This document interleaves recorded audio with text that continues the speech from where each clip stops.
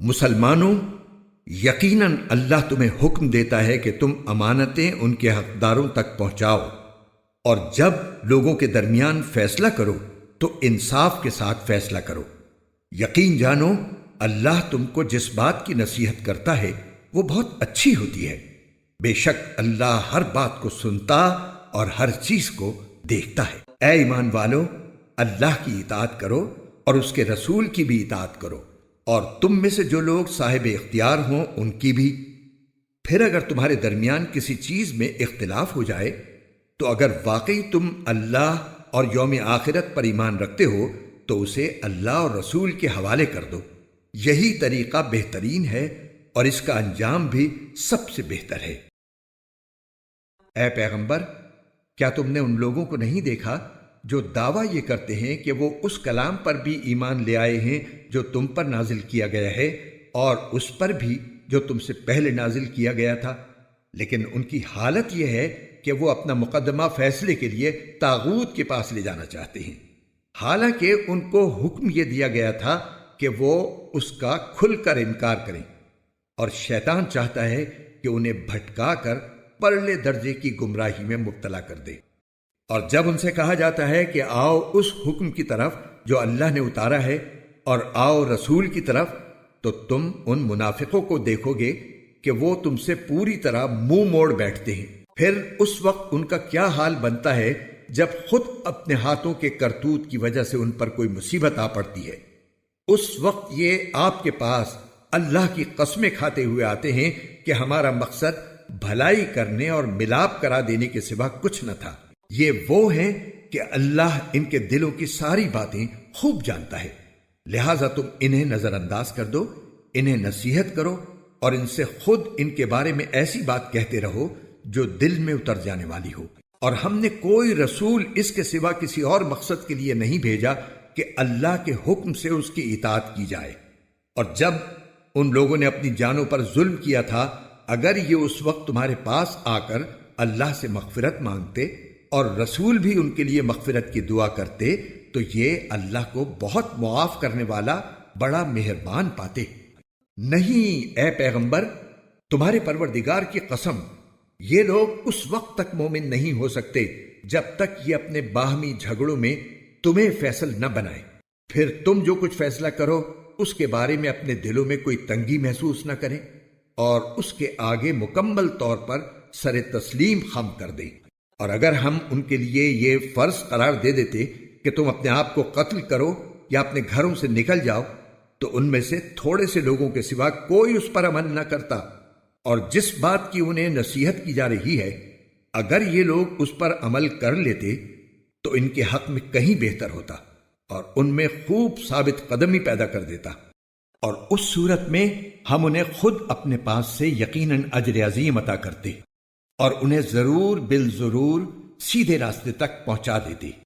اور جو لوگ اللہ اور رسول کی اطاعت کریں گے تو وہ ان کے ساتھ ہوں گے جن پر اللہ نے انعام فرمایا ہے، یعنی انبیاء، صدیقین، شہداء اور صالحین، اور وہ کتنے اچھے ساتھی ہیں۔ یہ فضیلت اللہ کی طرف سے ملتی ہے، اور لوگوں کے حالات سے پوری طرح باخبر ہونے کے لیے اللہ کافی ہے۔ اے ایمان والو، دشمن سے مقابلے کے وقت اپنے بچاؤ کا سامان ساتھ رکھو، پھر الگ الگ دستوں کی شکل میں جہاد کے لیے نکلو یا سب لوگ اکٹھے ہو کر نکل جاؤ۔ اور یقیناً تم میں کوئی ایسا بھی ضرور ہوگا جو جہاد میں جانے سے سستی دکھائے گا، پھر اگر جہاد کے دوران تم پر کوئی مصیبت آ جائے تو وہ کہے گا کہ اللہ نے مجھ پر بڑا انعام کیا کہ میں ان لوگوں کے ساتھ موجود نہیں تھا۔ اور اگر اللہ کی طرف سے کوئی فضل یعنی فتح اور مال غنیمت تمہارے ہاتھ آئے تو وہ کہے گا گویا تمہارے اور اس کے درمیان کبھی کوئی دوستی تو تھی ہی نہیں، کہ کاش میں بھی ان لوگوں کے ساتھ ہوتا تو بہت کچھ میرے بھی ہاتھ لگ جاتا۔ لہٰذا اللہ کے راستے میں وہ لوگ لڑیں جو دنیاوی زندگی کو آخرت کے بدلے بیچ دیں، اور جو اللہ کے راستے میں لڑے گا پھر چاہے قتل ہو جائے یا غالب آ جائے، ہر صورت میں ہم اس کو زبردست ثواب عطا کریں گے۔ اور اے مسلمانوں، تمہارے پاس کیا جواز ہے کہ اللہ کے راستے میں اور ان بے بس مردوں، عورتوں اور بچوں کی خاطر نہ لڑو جو یہ دعا کر رہے ہیں کہ اے ہمارے پروردگار، ہمیں اس بستی سے نکال لائیے جس کے باشندے ظلم توڑ رہے ہیں، اور ہمارے لیے اپنی طرف سے کوئی حامی پیدا کر دیجئے اور ہمارے لیے اپنی طرف سے کوئی مددگار کھڑا کر دیجئے۔ جو لوگ ایمان لائے ہوئے ہیں وہ اللہ کے راستے میں لڑتے ہیں، اور جن لوگوں نے کفر اپنا لیا ہے وہ طاغوت کے راستے میں لڑتے ہیں۔ لہٰذا اے مسلمانوں، تم شیطان کے دوستوں سے لڑو۔ یاد رکھو کہ شیطان کی چالیں در حقیقت کمزور ہیں۔ کیا تم نے ان لوگوں کو نہیں دیکھا جن سے مکی زندگی میں کہا جاتا تھا کہ اپنے ہاتھ روک کر رکھو اور نماز قائم کیے جاؤ اور زکوٰۃ دیتے رہو؟ پھر جب ان پر جنگ فرض کی گئی تو ان میں سے ایک جماعت دشمن لوگوں سے ایسی ڈرنے لگی جیسے اللہ سے ڈرا جاتا ہے یا اس سے بھی زیادہ ڈرنے لگی، اور ایسے لوگ کہنے لگے کہ اے ہمارے پروردگار، آپ نے ہم پر جنگ کیوں فرض کر دی؟ تھوڑی مدت تک ہمیں مہلت کیوں نہیں دی؟ کہہ دو کہ دنیا کا فائدہ تو تھوڑا سا ہے، اور جو شخص تقوی اختیار کرے اس کے لیے آخرت کہیں زیادہ بہتر ہے، اور تم پر ایک تاگے کے برابر بھی ظلم نہیں ہوگا۔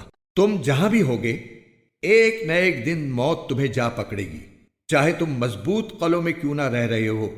اور اگر ان منافقوں کو کوئی بھلائی پہنچتی ہے تو وہ کہتے ہیں کہ یہ اللہ کی طرف سے ہے، اور اگر ان کو کوئی برا واقعہ پیش آ جاتا ہے تو اے پیغمبر، وہ تم سے کہتے ہیں کہ یہ برا واقعہ آپ کی وجہ سے ہوا ہے۔ کہہ دو کہ ہر واقعہ اللہ کی طرف سے ہوتا ہے۔ ان لوگوں کو کیا ہو گیا ہے کہ یہ کوئی بات سمجھنے کے نزدیک تک نہیں آتے؟ تمہیں جو کوئی اچھائی پہنچتی ہے تو وہ محض اللہ کی طرف سے ہوتی ہے، اور جو کوئی برائی پہنچتی ہے وہ تو تمہارے اپنے سبب سے ہوتی ہے۔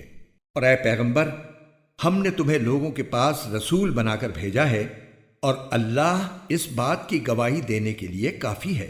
جو رسول کی اطاعت کرے اس نے اللہ کی اطاعت کی، اور جو اطاعت سے منہ پھیر لے تو اے پیغمبر، ہم نے تمہیں ان پر نگراں بنا کر نہیں بھیجا کہ تمہیں ان کے عمل کا ذمہ دار ٹھہرایا جائے۔ اور یہ منافق لوگ سامنے تو اطاعت کا نام لیتے ہیں، مگر یہ تمہارے پاس سے باہر جاتے ہیں تو ان میں سے ایک گروہ رات کے وقت تمہاری باتوں کے خلاف مشورے کرتا ہے، اور یہ رات کے وقت جو مشورے کرتے ہیں اللہ وہ سب لکھ رہا ہے۔ لہٰذا تم ان کی پرواہ مت کرو اور اللہ پر بھروسہ رکھو، اور اللہ تمہاری حمایت کے لیے بالکل کافی ہے۔ کیا یہ لوگ قرآن میں غور و فکر سے کام نہیں لیتے؟ اگر یہ اللہ کے سوا کسی اور کی طرف سے ہوتا تو وہ اس میں بکثرت اختلافات پاتے، اور جب ان کو کوئی بھی خبر پہنچتی ہے، چاہے وہ امن کی ہو یا خوف پیدا کرنے والی، تو یہ لوگ اسے تحقیق کے بغیر پھیلانا شروع کر دیتے ہیں۔ اور اگر یہ اس خبر کو رسول کے پاس یا اصحاب اختیار کے پاس لے جاتے تو ان میں سے جو لوگ اس کی کھوج نکالنے والے ہیں وہ اس کی حقیقت معلوم کر لیتے۔ اور مسلمانوں، اگر اللہ کا فضل اور اس کی رحمت تم پر نہ ہوتی تو تھوڑے سے لوگوں کو چھوڑ کر باقی سب شیطان کے پیچھے لگ جاتے۔ لہٰذا اے پیغمبر، تم اللہ کے راستے میں جنگ کرو، تم پر اپنے سوا کسی اور کی ذمہ داری نہیں ہے۔ ہاں، مومنوں کو ترغیب دیتے رہو، کچھ بعید نہیں کہ اللہ کافروں کی جنگ کا زور توڑ دے، اور اللہ کا زور سب سے زیادہ زبردست ہے اور اس کی سزا بڑی سخت۔ جو شخص کوئی اچھی سفارش کرتا ہے اس کو اس میں سے حصہ ملتا ہے، اور جو کوئی بری سفارش کرتا ہے اسے اس برائی میں سے حصہ ملتا ہے، اور اللہ ہر چیز پر نظر رکھنے والا ہے۔ اور جب تمہیں کوئی شخص سلام کرے تو تم اسے اس سے بھی بہتر طریقے پر سلام کرو، یا کم از کم انہی الفاظ میں اس کا جواب دے دو۔ بے شک اللہ ہر چیز کا حساب رکھنے والا ہے۔ اللہ وہ ہے کہ اس کے سوا کوئی معبود نہیں، وہ تمہیں ضرور بالضرور قیامت کے دن اکٹھا کرے گا جس کے آنے میں کوئی شک نہیں ہے۔ اور کون ہے جو اللہ سے زیادہ بات کا سچا ہو؟